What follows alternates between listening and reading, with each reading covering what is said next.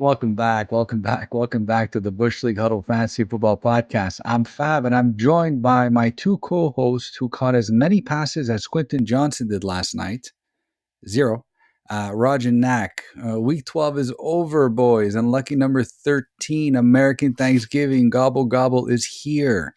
Week 12 ended last night with the Monday Night Football that capped off the first Harbaugh in 11 years. And it seems that things just really don't change. John and the Baltimore Ravens beat out Jim, his khakis, and the LA Chargers to take a 3-0 lead in that sibling rivalry. The Baltimore Ravens beat the Chargers 30-23. By all accounts, it was a good game, but it did start off a little bit slow. But hopefully that's not the case this week. A full slate of games, 3 games this Thursday for Turkey Day, American Turkey Day, that is. A surprise Friday game, and then the usual Sunday and Monday night slate of games. So let's get this episode going. But before we do, if you miss our Week 13 Trade Target Waiver Wire show, be sure to check it out. Probably one of the funnest episodes all year, and I'm still trying to figure out who Roscoe Johnson is. Just a quick reminder, if you like our content, have benefited from our love-hate, waiver wire, or trade segments, we have one small favor. Please rate, follow, and subscribe. You can find us on Apple, Spotify, YouTube, Instagram, TikTok, and Twitter. Stay locked into those channels as usual. We'll have a ton of content and advice to take you through Week 13 and with so many of our playoff hopes on the line. But have you guys ever wondered where the player projections come from? Well, you don't have to anymore. Introducing League Champ, the easy-to-use tool that enables users to turn their player takes into rankings and projections. With in-depth analytics, injury analysis, and weekly floor and ceiling ranks, you'll never miss a beat this fantasy season. So download League Champ today from the App Store or Google Play. Also, check out their podcasts available on Apple Podcasts and Spotify. So now it's time to move into Week 13 with our very popular love-hate segment where we outline the players and matchups we love and the ones we hate. But before we do that, we want to just jump in quickly into the key takeaways from Harbaugh Monday Night Football. Roger, please give us what your key takeaway is. I can't wait to hear this one. You deserve to lose your matchup if you were relying on Quentin freaking Johnston to win your Monday Nighter. That's facts. Thank you very much. KYP. Can we just give a quick analysis of what happened? Yeah, no, sure. I was down by 13, I believe, going into Monday Night Football. I had Will Dissly and Quentin Johnston left to play. I was feeling Who were you down 13 to? I was down 13 to Nacc. I was down 13 points to Nacc. It was a pretty good matchup. Went down to the wire. Will Dissly did do what he was supposed to do. Quentin Johnston did not, as Roger's going to get into right now. So it's very frustrating times. Yeah, 5 targets, 0 catches, 0 yards, 3 drops. There were 3 very brutal drops. I think 2 out of the 3 of them were on third down. Where he was running across the middle, he was gone. That was gone. That was a house call, man. Probably 100%. a house call. Easily 50 yards. Yeah. And I think I saw a stat where his catch percentage is about 72% this year. So he is very liable to be dropping passes. I think, look, he's had like a better year than last year where he was really crapped on. I think he'll be a decent wide receiver in his career, but I don't think he'll ever live up to kind of the potential that we all thought he would have when he was drafted in the first round in 2022 ahead of Zeflowers and Jordan Addison. Ouch. And I think this led me to really kind of take a step back and look at the Chargers wide receiver core. Obviously, Ladd McConkey was his usual steady Eddie self, 6 for 83. But it just feels like for this offense, they need that bona fide WR1 because Herbert was fantastic again. He is so freaking good. Yeah, but he's very good. It reminded me of the Chargers-Cardinals game from Monday night a few weeks ago where it was death by 1,000 cuts. It was quick short pass to Will Dissly, short pass to McConkey. Yeah, I think Herbert's amazing, but if they're going to take this next step forward, they're going to have to get a real WR1. And just quickly, I want to pour one out for league winner J.K. Dobbins. He was rolling before his injury, and I think that had an impact too on the Chargers. So. You know, just definitely. one thing to add, sorry, Fab, one thing to add quickly on Quentin Johnston, how he was having like a pretty good season. 68% of his fantasy points came on busted coverages. Yep. Mm-hmm. So that is a very telling stat. And like you said, I think they're missing that legit number one wide receiver, and I just don't think it's him. I think the experiment is lasted. It's taken its course. McConkey's like going to be a perfect 2. Like he's Yeah, going to of be a course. very good player, but they need someone who could really affect the defense. Yeah, no, I don't disagree with any of that. Kind of want to move on from this take because I'm still butthurt by all this, but yeah. Quentin Johnston. 3 drops, man, and it was like right in his hands, and I'm like, you know what? This just proves the fact, like Roger, your point, like they're missing that bona fide wide receiver 1.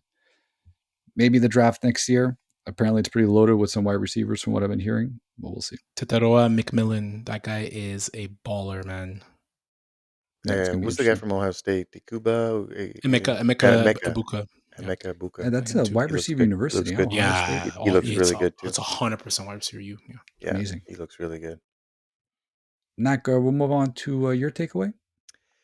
Yeah, quickly, Zeflowers, quietly wide receiver 10 on the season, which is very surprising. He didn't have a crazy stat line last night, but he's seen a minimum of 6 targets for 5 straight weeks while averaging just under 16 points per game. I know he had that one game where he had 30 when I had him on my hate list.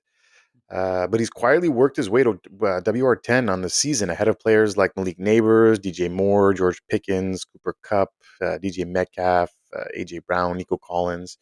I know some of these guys missed some time to injury, but still pretty impressive for a player who was drafted as an average wide receiver 27 in PPR league. So if you drafted him that low and he's putting up an average of 13 points per game, I think you're beyond happy with that level of production.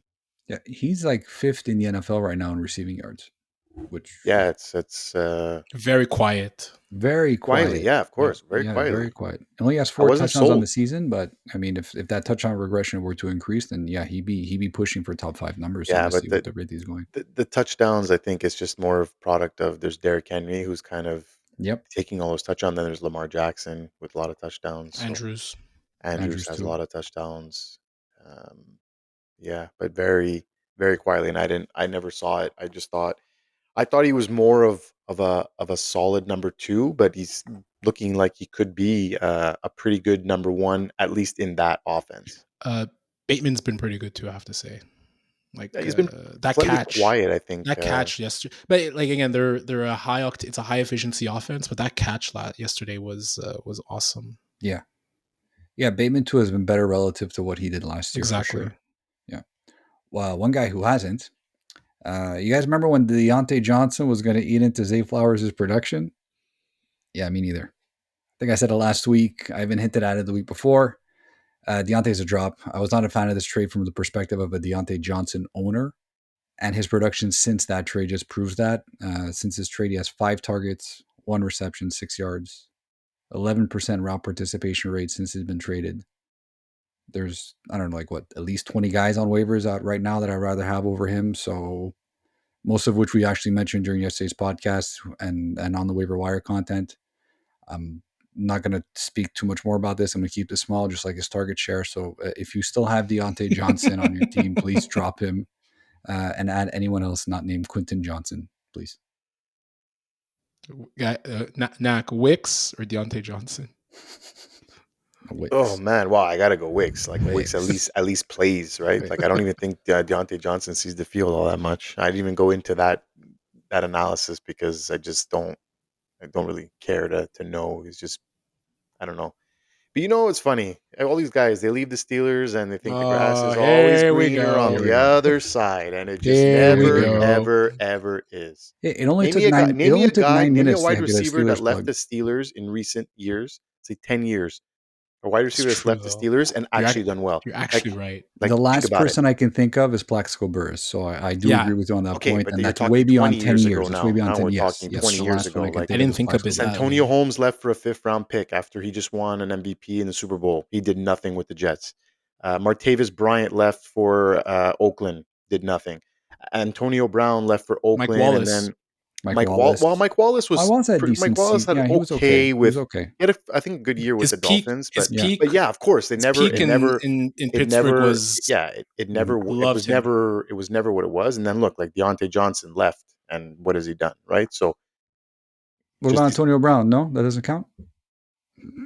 I just named Antonio Brown. Okay, he won a Super Bowl with Tampa It's the with 1 year Brady. anniversary But of him doing jumping jacks. yeah, it was this Sunday In Yeah. MetLife in Stadium. MetLife. It was the first time the Buccaneers had gone back since then. Wow. Oh man. Yeah, it's funny. And those are our Monday Night Football takeaways, ladies and gentlemen. Thank you very much. We're going to jump in quickly into some injuries. So Jake Ferguson, tight end for the Dallas Cowboys, concussion, left game, did not return. So he's probably going to be in concussion protocol. I would imagine he's going to miss this Thursday game, but just keep an eye on that. Brock Purdy, still some soreness in his throwing shoulder. He's day to day. He was not that far off from playing this last weekend, and I think the expectation is that he plays this Sunday, but just keep an eye on that as well. And just quick pause. Why did they start? Why didn't they start Josh Dobbs? I don't get that, man. I guess Why didn't they start him? Like, why did they start this? I don't even know who this guy was. Was it Braylon Allen? Is that his name? Brandon Allen. Brandon Allen? Whatever. He's like third string Brandon quarterback Allen on the is Niners. You're is gonna the you're running gonna you're back gonna for the rip me for Jets. that. Whatever. But Brandon Allen, yeah, like why did he start over Dobbs? Didn't Dobbs start for the Niners at one point too? Like knows the offense, he's smart. Like The I don't know. pastronaut, yeah. I found it was very strange. But sorry, Fab, sorry to cut you off. I just No, thought that's that was okay. It's a very strange good last point week. that you brought up. It's true. It is very strange, and you can see how the offense really didn't exactly. Well, it was okay. I know George Kittle had a nice game. It was Listen, you want Brock Purdy back in that offense. I guess it just shows that he's not just a game manager. J.K. Dobbins, pour one out for league winner of the NFL fantasy football season. He injured his knee. We're not sure what his timetable is right now, but just keep an eye on that if he is on your roster. Demarcus Robinson, no injury, but he's just an idiot. DUI going 100 miles an hour. He These most guys likely just never learn, man. There's always 1 year. Yeah. Every year is 1 year. It was going to be him. Yeah. I guess it was, and it had to be him, I suppose. But I don't think he's slated to miss any games unless he gets suspended by the team. NFL probably won't even have a comment on this until later on. But just quickly, I read up some news on him, and Sean McVay doesn't have any updates in that regard. My boy, Austin Siebert, kicker for the Washington Redskins, placed on IR. Yes, Redskins.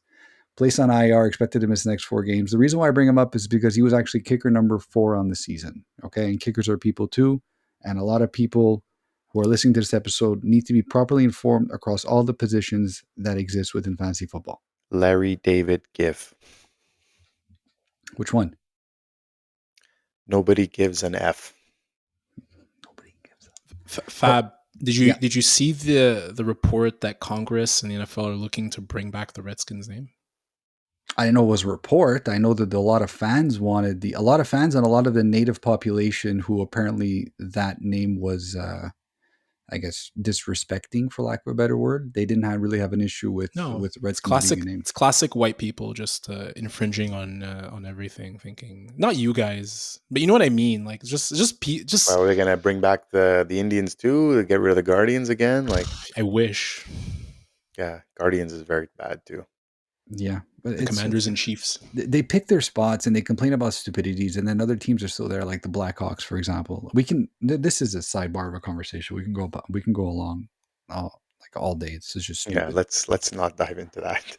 No, but we are going to give a little public service announcement. So just to repeat again what we said yesterday, week 13 buys, none, full slate of games. However, week 14 buys, we got the Baltimore Ravens, the Denver Broncos, the Houston Texans, the Indianapolis Colts, New England Patriots, the Washington Redskins. So again, just the people that make the NFL schedule do not care about your fantasy teams, ladies and gentlemen. Please be aware of that. We're going to move in quickly to our week 12 love-hate record. Collectively, we were 4-8. Woof. And I think I'm the first person to go 0-4 all season. Roger and Nacc both went 2-2.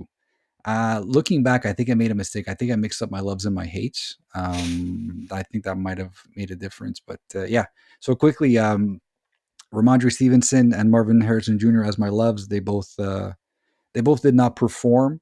Matthew Stafford and Chuba Hubbard as my hates actually did quite well. So I went 0-4.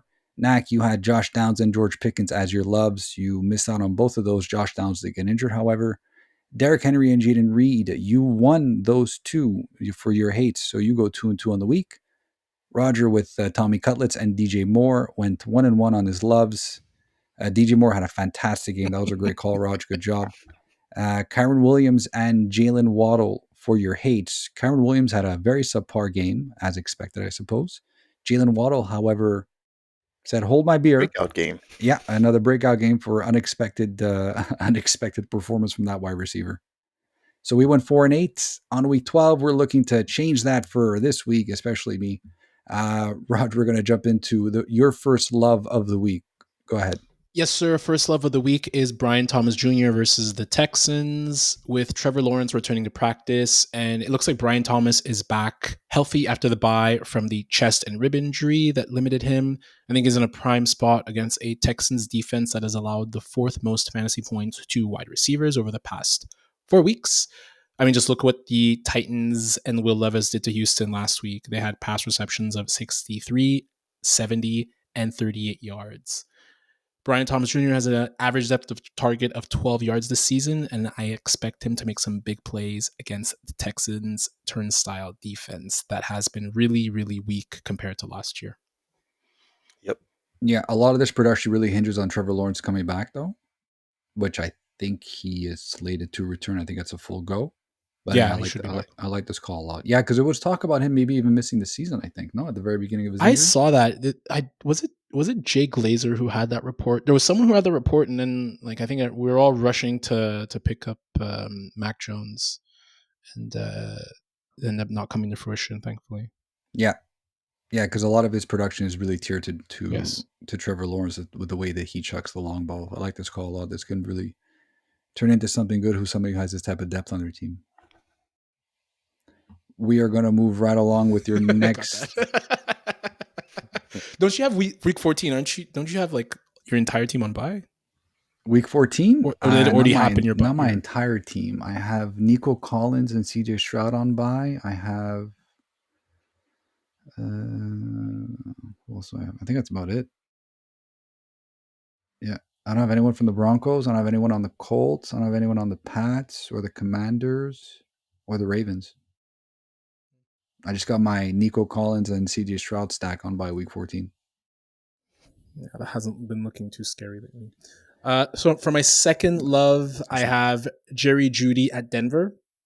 So I'm going to buck the trend here and go against the fantasy Denver pass defense. So as we know, revenge games are a hell of a motivator, and Jeudy has been fantastic over his last 4 games. 24 of 36 targets for 379 yards and a touchdown.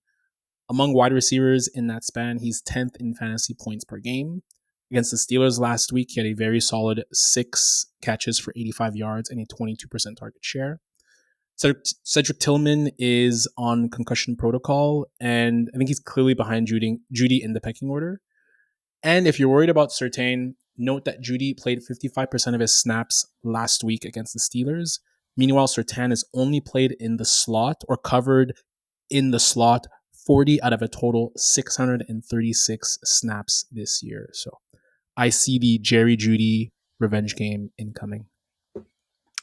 That's a bold strategy, Cotton. Yep. Let's see if it pays off for him. Didn't you guys have chosen some wide receivers against Denver in the past? I don't believe so. As a hate, Sure, I believe, yeah. As a hate, love. I took Darnell Mooney a few weeks ago as a hate, I believe, versus Denver. But at the same time, I do like the revenge game factor, though. Trey Tucker, sorry, Nacc, if I'm not mistaken, Trey Tucker or Jacoby Myers actually had pretty good games last year. I was going to bring that up, actually. Jacoby went 10 for 121 on 15 targets. He's going to need to get peppered with targets, Jerry Jeudy, but I don't think that's an issue considering Jameson loves to chuck it. He loves to throw it a lot. And Jerry's turned into quite his favorite target, though. Yeah, and I was looking at Surtain's PFF numbers, and I think he only allowed 3 for 40. So I don't necessarily think he's traveling with one receiver. No. And I think he stays primarily on one side. Yeah. Yeah, exactly. So it'll be interesting to see. I don't hate this call. I really don't. It's a gutsy call, and I like it. And I think it can actually pan out. And Jerry Jeudy has really taken over on top of Cedric Tillman, which I find very surprising. But it's not really, you know what? It's not really, and I'll just end with this. It's not really because when DTR was playing, when DTR got the, did he get the start or he came in relief for Watson when he got the injury? I think he came in for relief. He was peppering Tillman immediately. And then I noticed as soon as Winston got in, then it went more towards Jeudy. So I think DTR and Jeudy have that more of that rapport being young guys. And I think Winston is really relying on Jeudy. That makes sense. I can buy what you're selling, Raj. I can buy what you're selling. So I'm going to buy what Nacc is selling. Yeah, first love of the week for me is going to be Bucky Irving at Carolina. Bucky's putting together a nice little rookie season. Currently RB21 in front of starter Rachaad White, who is currently RB23. And as we all know, he had a late start to getting touches on the season. He had his breakout game versus the Giants in Week 12, where he scored 27.1 fantasy points, which was good for RB3 on the week. He also went down twice at the 1 yard line, and Vaughn vultured one TD and fumbled the other. So hopefully that experiment is over. He gets a Carolina Panthers team in Week 13, not only giving up the most fantasy points to running backs, but running backs are actually scoring 8.9 more points than their season average against Carolina, and that's also tops in the league. Irving saw 52% of the snaps and had 18 touches compared to Rachaad White, who saw 49% of the snaps and only 12 touches. He is also top 5 in yards per carry this year at 5.4 with a minimum of 75 attempts. So he is a must start down the stretch with a very favorable schedule. He gets the Panthers twice, Raiders, Chargers, and Cowboys. And the Panthers is actually in the finals. So if you have Bucky Irving, he starts every single week, no matter what. Yeah, 100%. 100%. He can legitimately be a league winner if he's on the right team. I hate to say it because use it, man. It's true though. Like especially right now when the games count for the most, and he has a really soft schedule, and he's starting to really blow up in that offense. What I like the most about what I saw with him last week versus the Giants was, like, yeah, they split carries, which is fine, but typically Rachaad White gets a lot more of the PPR work, and not this time. We really went to Bucky Irving, and he really made the most out of it. So that this is he might be the guy now in this backfield. You remember when you guys thought Rachaad White was a low-end RB1? We had reasoning for that. Yeah, he was last year, right? But you were right. It was His, volume. It was his lack of inefficiency. volume. But look, lack of talent. but if they wouldn't have drafted Bucky Irving, his numbers would be higher. That's true. Bucky Irving pushed himself into, because of the efficiency. Like we said, look, 5.4 yards per carry. Like that can't be ignored in any offense, right? Yeah. Like you can't look at that as a coach and not run this guy more if he's more efficient, right? Yeah. On the flip side, I think they drafted White because I think they saw limitations in. Well, that's what I'm saying. Oh yeah, for last year they didn't have anything behind White, so it was like Pepper White he was running, he was playing every single down, he was the bell cow, right? So, I think that's what everyone was excited about when they drafted Rachaad White again this year. But quickly, Bucky has, taken over, and obviously he's in front of him. But that offense also works really well with the two RB sets though as well. Like they do really work well with having both of those in combination, and they're both performing admirably. I'm very excited to hear your next love, Nacc. My next love of the week is going to be Russell Wilson at the Bengals in the jungle. Wilson has cooled down fantasy-wise since his first couple of games. Playing in a division can sometimes do that. He still put up a solid stat line in Week 12, but was missing that second TD to get him into that 20-point plateau, something he has not done since Week 10. He gets another division opponent in Week 13. However, this one with a terrible secondary. Bengals are giving up the third most fantasy points to opposing QBs, and this is a game the Steelers have to win in order to stay ahead of the Ravens for the division lead. So look for Russell to complete multiple moon balls on Sunday in a game that could be very high scoring. I'm predicting a stat line somewhere in the nature of 24 for 31, 294 yards, and 3 touchdowns. So that would be good for 24 fantasy points in standard leagues and 27 in our Bush leagues, and then a top 5 finish QB-wise in Week 13. I don't know what to make of Russell, man. It's like aside from the deep ball, it counts, right? It just doesn't look clean. I want to see a game where he hits the deep ball. I know you're saying against the Ravens he saw Farm with a bit, but I want to see a game where he hits the deep ball, he hits the intermediate, and like it looks easy. It just feels, it doesn't feel clean and easy lately, I find. And it's funny because although I'd seen it when you brought it up last week or a couple weeks ago, when you were saying that he's Boomer either bust. throws it long Yeah. or it's like behind the line of scrimmage type deal. It's like really boomer bust type plays. Like I really wanted to pay attention to that on Thursday, and that's exactly kind of what you saw. But he did, he did mix in some intermediate routes, but it's Yeah. just some of the. I don't know what it is. I don't know if it's like just the play calling sometimes of what they're doing, and they're just not letting him get to that I think intermediate it route. might be It's the either like height. I think it's always been the it could height with him, be. because Hey, it that could was the very well case with be. Seattle. That was the case in Seattle too. So Yeah.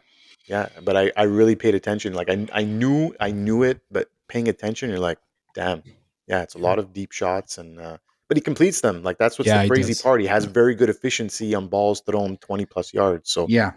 Yeah. that's where the fantasy points stem from. So I'm predicting a solid matchup because of the secondary the Bengals have. We'll see. We'll see. My first love of the week is Jordan Addison versus Arizona. So a bit of a slow start to the season, marred by injuries and inconsistent play. Addison has been pretty good the last few games. 4 straight games of 5 or more targets, double-digit fantasy points in 3 of the last 4, and a TD in 3 of the last 4 as well. Last week versus the 30th ranked defense for wide receivers, the Chicago Bears, Addison put up career numbers in receptions and yards, going for 8, 162, and a touchdown. He had multiple chunk plays, and with the return of TJ Hawkinson, I think we can expect to see Addison take more tops off the defense. Just in the last 2 weeks, his average depth of target went from 10.9 from weeks 9 to 10 to 13.5 for weeks 11 and 12. Arizona gave up the 16th most fantasy points to wide receivers, not a huge amount, but they did surrender quite a bit of chunk plays to Seattle last week, and considering Addison's recent form, I'd get him in my lineups wherever I can. I think he's an upside wide receiver 3, wide receiver 2 play this week for me. This one's tricky because in the last 4 weeks, Arizona's allowing an average of 8.53 fantasy points to QBs. They are a very, very good defense. I considered Sam Darnold as a hate, and so I think I think it'll be interesting one. Justin Jefferson is the one that goes off this week. I think he had one catch for 6 yards last game. Yeah, that's because they were him. double teaming him, and that's what opened up Addison. So it depends on the strategy the defense will play. But I think the coach is gonna now see that on tape and open up and be like, okay, let's find ways to get the balls in his hand, taking away the double team. So it's not gonna be deep shots; it's gonna be shorter routes and letting him kind of do his thing. Because he was there was people glued on him the whole time. Yeah. Well, even against Tennessee too, didn't exactly have to his standards, didn't have an amazing game. But we're gonna see. We're gonna see how this plays out. I listen. Addison's been really good lately, and they give up some chunk plays, Arizona, which I know, Raj, to your point, might not necessarily translate for a QB, but for a wide receiver, I think this could be something. My next love is Jonathan Taylor at New England. So JT has not been great this year. He started off decently well, which is what you would expect, but after his recent injury and Anthony Richardson coming back, he hasn't looked the same. JT right now is RB31 the last 4 weeks and RB23 on the season on a points per game basis. Really not great for a player that was drafted in the, say, end of the first, beginning of the second round, but I have faith in Jonathan Taylor Thomas this week. I have faith that his matchup versus the 13th ranked defense for running backs in New England, he'll produce high-end RB2 numbers. New England give up the 4th most rushing yards to running backs, 8th most in TDs. They're not that great of a defense. Last week, I benched Taylor in one of my leagues for Tyron Tracy. I'm not going to do that this week. I'm actually going to start him with and ride the wave into the fantasy playoffs. He's back to a must start for me on a high-end RB2. The ADPs for Jonathan Taylor, it's basically Barkley for RB4 and Taylor RB5. Imagine the people who took Taylor before Barkley, man. Yeah. Like, A lot of people did. I know. Our league did too. Understandably, I know. Yeah. I know. Barkley went. Did he go 3rd round in our league or 2nd round? Hold on, let me bring it up. I'm pretty sure he went 2nd round. In the mocks I was doing, I definitely had Barkley ahead of Taylor, but if I had a chance to have Taylor, which I didn't, I would have taken him for sure. And the problem is the lack of PPR is really, really a big issue with him. And that's the problem whenever you have a quarterback that does run out of the puck more than anything else. It really limits the upside of a PPR standpoint for your running backs. And that's the case with Anthony Richardson. But then again, it also wasn't that apparent too with Joe Flacco when he was playing quarterback for them as well, right? Tell that to Saquon Barkley. He plays with a running quarterback. Yeah, I was just going to say. Yeah, but typically... It's a different level. Like yes, Barkley is like he's on the beyond the stars. Like standard deviations outside the norm. Like Barkley is going as the number one fantasy player right now next year on regular 1 QB league drafts, and I can definitely see that. Most likely in the first round in 2 QB leagues. Yeah. Come on, the hype is real. The hype is there. Yeah. Okay. There's an argument to be made. Obviously, both are going in the first round, but there's an argument both top 5 is easily or top 2, let's say. There's definitely an argument to be made for Chase. I feel like Chase has been very good. I don't want to take anything away from him. I feel like he has more of those inflated numbers that are gonna high variance games. And high variance from a Chase standpoint means quite a bit because he typically puts up 20 points a week, right? Yeah. But Barkley has been consistently putting up like 25, 27. Yeah, Barkley definitely has the higher floor. Yeah. Which is stupid. Right? It's stupid. Yeah. And just to go back, in our league, Barkley was drafted in the second round and he was drafted after Jonathan Taylor. Yeah. Jonathan Taylor was drafted first or beginning of the second. Beginning of the second by Lucas. Yes. Lucas drafted. So imagine his but imagine how different his team would look if you would have drafted Chase over AJ Brown and Barkley over. Imagine Chase and Barkley were his first 2 picks. Can't blame him on Brown, man, especially with the holdout. Yeah, I can't blame him on Brown either. Brown when he plays Chase to go that far, I was. But look, just say, imagine he went Chase and Barkley. At the beginning of the season, how much concern was there over Joe Burrow's wrist at the beginning of the season? There was a lot of conversation about how he'll never throw the same way and again. all three of us said, hey, we hadn't seen that like upper echelon, like tier 1 season from Chase yet. Yeah, 100%. I'm not saying. I'm just trying to say. Imagine he took Chase and Barkley instead of AJ Brown and Jonathan Taylor. Yeah. Well, even me, I took CJ Stroud right before, and Robbie took Barkley, and it's like CJ Stroud. I knew that one was not. That one was a little bit of a reach. I mean, considering the amount of the quarterbacks that went after and the type that went after, I mean, I don't feel that bad about it, to be honest with you. No. Anyways, that's a different conversation. We can have a post-mortem on our draft league at the end of the year if you guys want. That's a great idea. That's a very good idea. So those are our loves for the week. We're going to move into the hate segment. Roger, we're going to kick it off with you again. Yes, we were talking about running backs who are not great in PPR. I have as of my first hate, Najee Harris at the Bengals. So Najee has become virtually a touchdown-dependent flex play in PPR, and he's ceding more and more carries to Jalen Ward. Over the past 3 weeks, not only is he averaging 10.7 fantasy points per game, but if you look at other metrics such as snap share, Harris is at 48, Warren is at 44% of snaps. And from a route participation standpoint, Harris is at 28% and Warren is at 40%. The Bengals over the last 4 weeks have allowed the 8th fewest fantasy points to running backs and only 7 catches for 20 yards.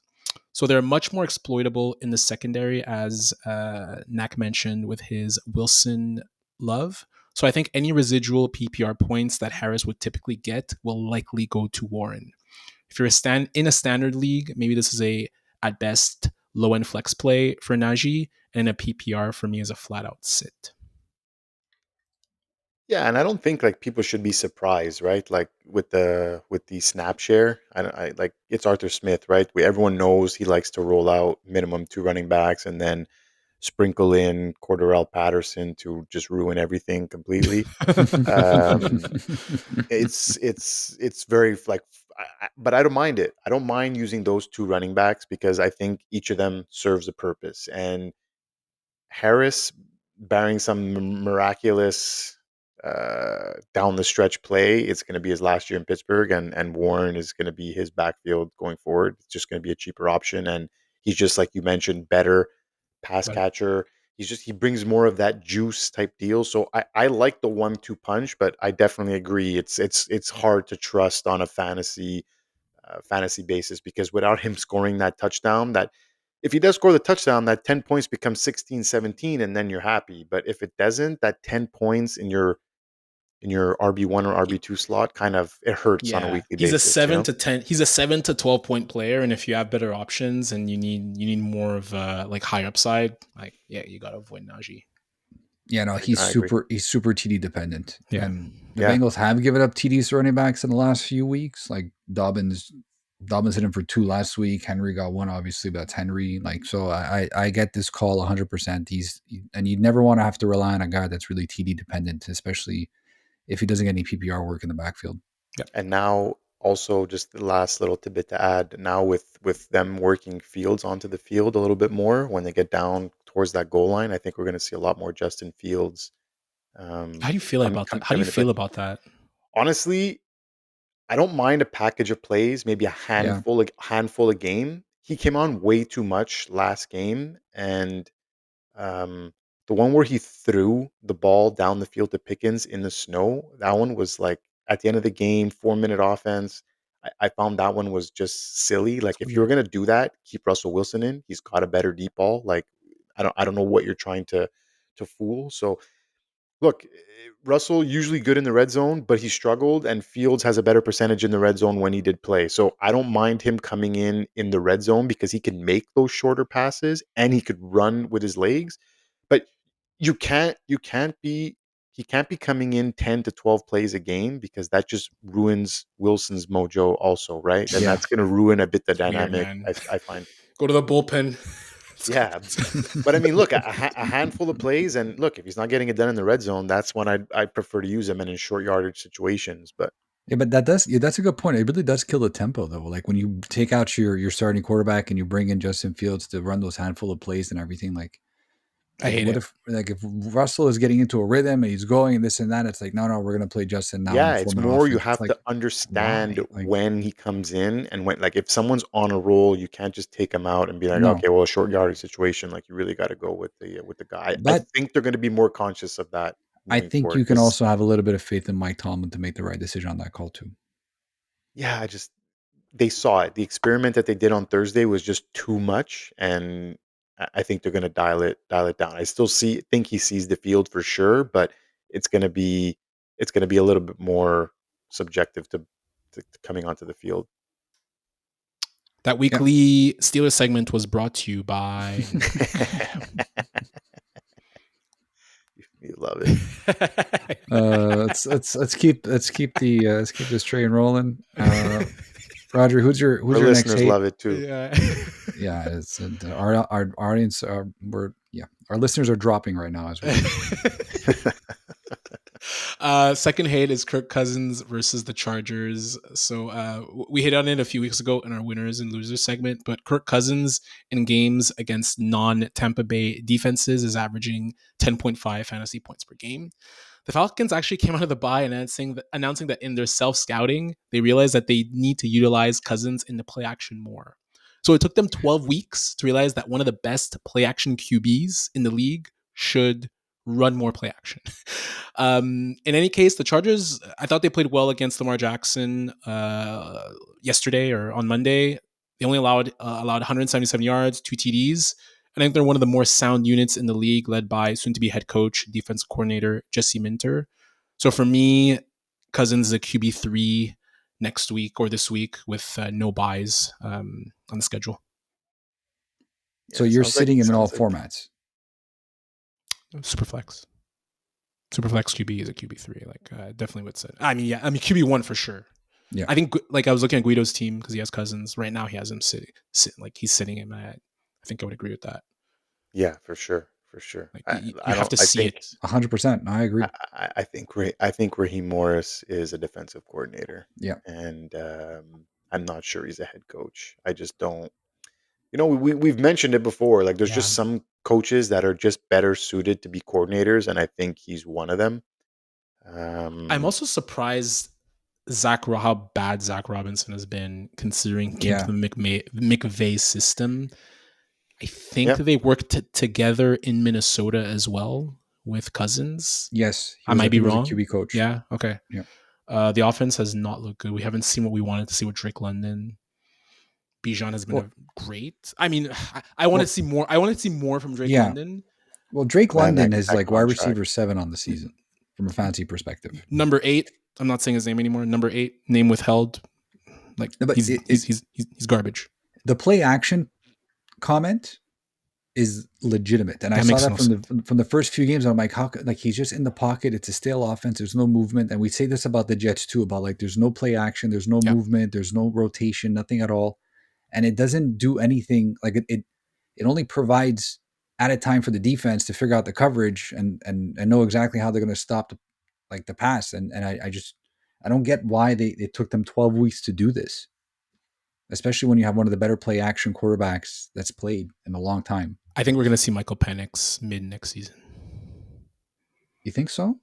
That contract though, man. I know. Yeah, is that a fully guaranteed contract? $100 million. No, but close. $100 million of it was guaranteed. Let him come to the Giants. We can afford that right now. It's fine.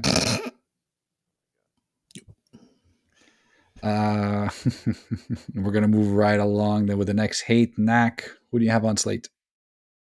Yeah, so if you've been listening to us the last few weeks, I've been picking players who are either hot or and have tough matchups. So I've gone 3 for 3 so far with Daniels, Lamar, and Henry. So I'm going to keep the momentum rolling. JSN season has arrived in full force. Jaxon Smith-Njigba. He's been possessed and averaged 26 fantasy points per game in his last 3 games. He's become a must-start in all formats, and he will be hard to outright bench. However, in Week 13, he will travel across the country to play a 1 p.m. Eastern game versus the Jets. Now, the team is in shambles, but the last thing they want is Geno Smith coming to town and lighting them up.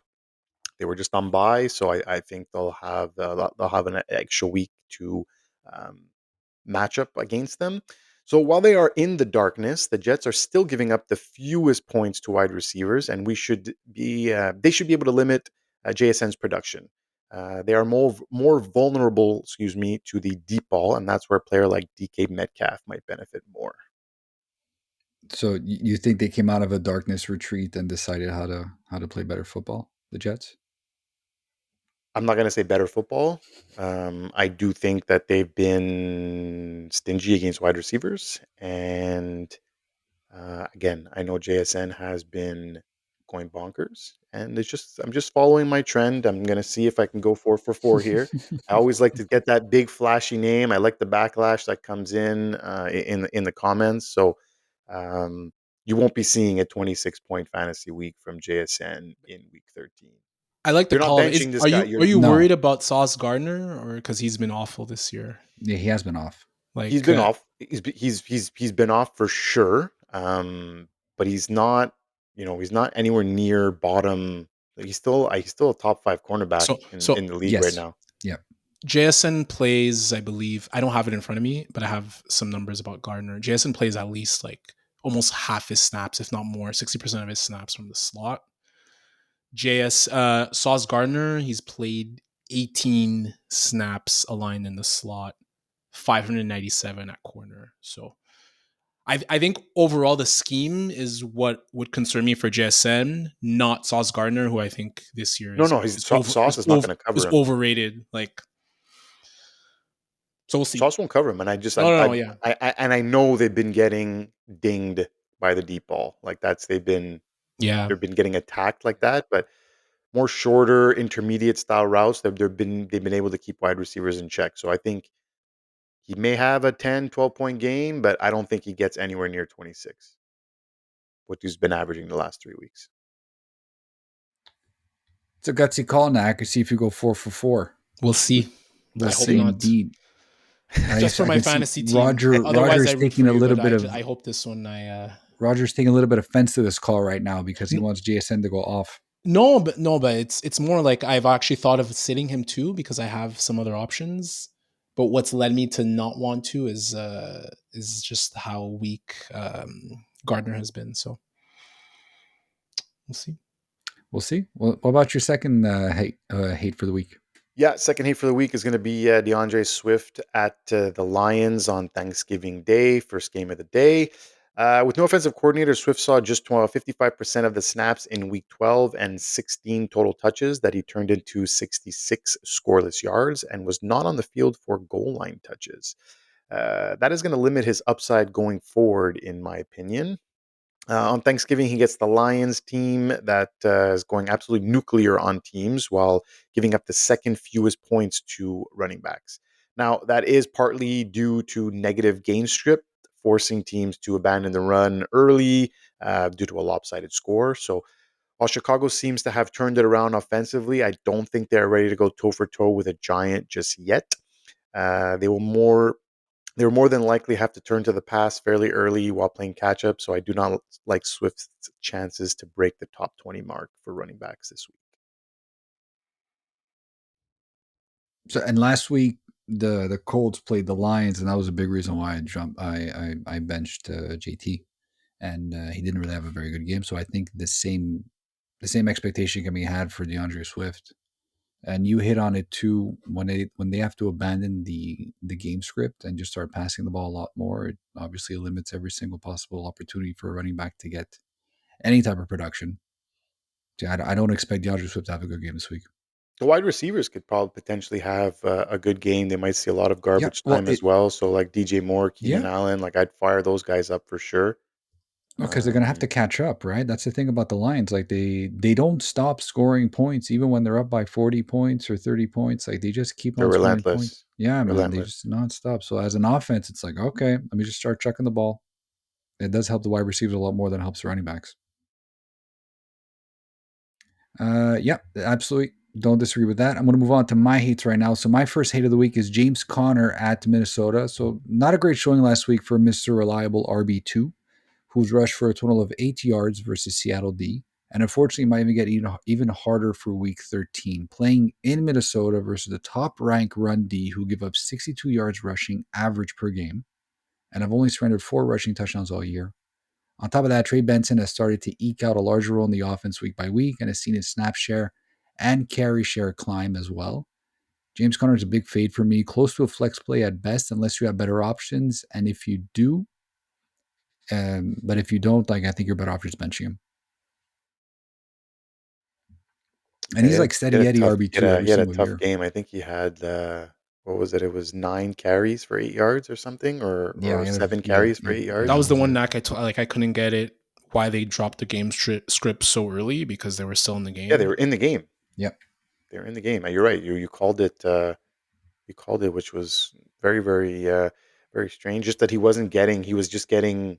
He had what 1.1 yards per carry. So it's tough to keep giving someone the rock. But I guess like at that point, just turn to Trey Benson maybe, see if he could eke out some runs. Like I don't think you I just think they abandon the run had altogether. I think Trey Benson had a few more carries than Connor last week, but Connor was a little more active in the PP in the passing game. He went 5 for 5 for 41 yards, so he salvaged his day a little bit with that 9 fantasy points there just from PPR. But from a rushing perspective, it was horrible. Yeah, Benson did go 4 for 18, but Yeah, If I could just go back to the Lions Bears Thanksgiving game, just saw the Lions hadn't won in the Thanksgiving game since 2016. really. Yeah, I was surprised too. I who'd they, remember who'd they the lose to last year? Packers. Oh, right, that was a Oh good yeah, game. okay, that makes sense. It was a great game. I think it'll be an interesting betting situation with that Bears Lions game. Hmm. Well, we'll look out for your picks. Yeah, indeed. Indeed, and that's a great segue into my next hate, which is Caleb Williams, quarterback for Chicago Bears at Detroit for, again, Thanksgiving.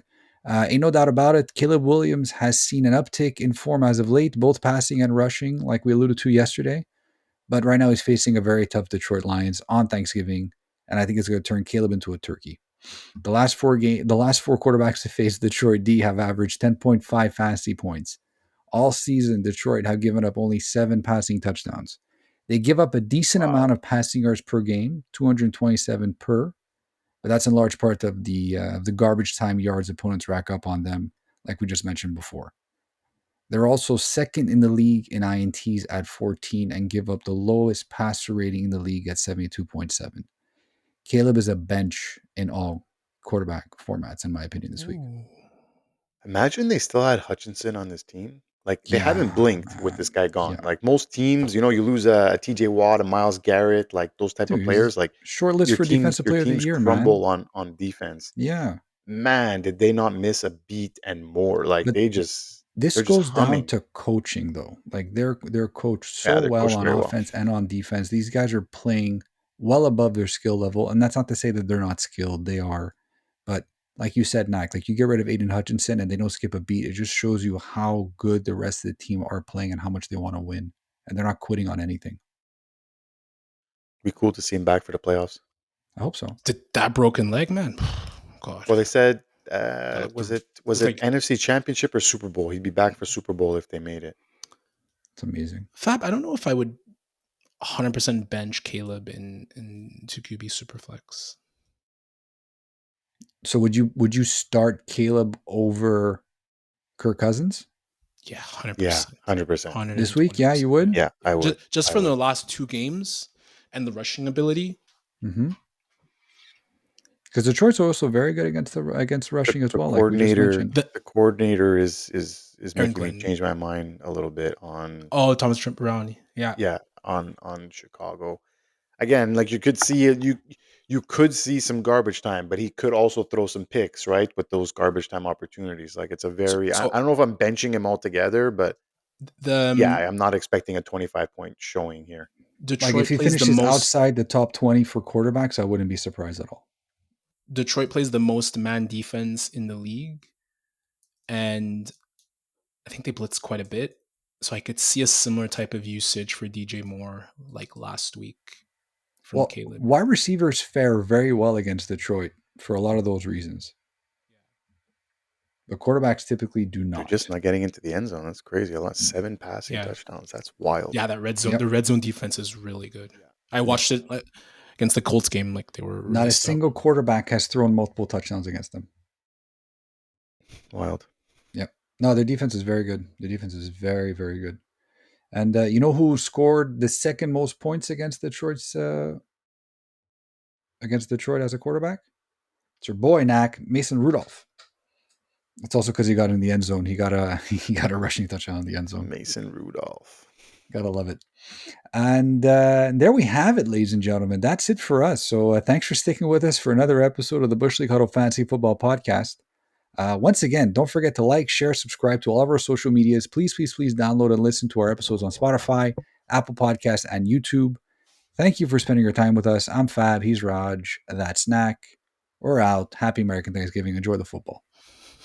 I still can't believe he did this. It's just so ugly and aggressive. For God's sake, cue the music. So aggressive. It was so aggressive. Michigan, Ohio State week, baby. Yeah, go blue. Michigan though. Michigan. I know, but it's 3 straight years.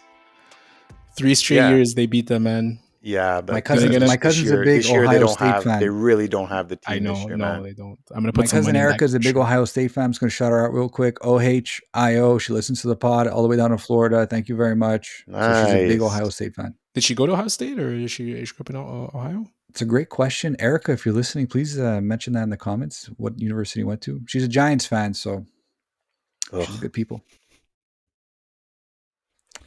She's good people.